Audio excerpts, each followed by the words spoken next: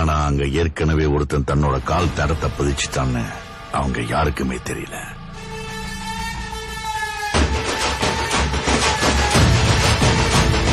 Powerful people come from powerful places. Andrews எப்போ பாம்பேய lollipop தர மாதிரி தரேன்னு சொன்னானோ ராக்கிக்கு அந்த சமுத்திரம் கூட சின்ன குளம் மாதிரி ஆயிடுச்சு.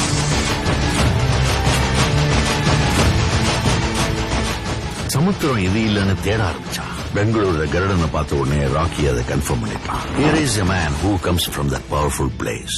அதனாலதான் கருடனை கொல்ல வாய்ப்பு கிடைச்சும் அவனை கொல்லல, விட்டுட்டான். KGF பிடிக்க அவனுக்கு ஒரு பெரிய படையே தேவைப்பட்டுச்சு. அதனாலதான் ராக்கி எல்லாருக்கும் முன்னாடி கருடனை கொன்னான். பாக்குறவங்க நெஞ்சில தைரியத்தை விதைச்சு படை வீரர்களா மாத்தினான்.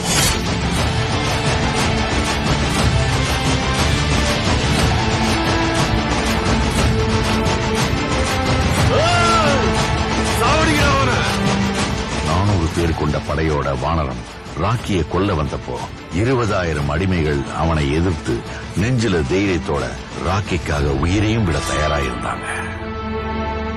என் நெஞ்சில் கொடியிருக்கும்.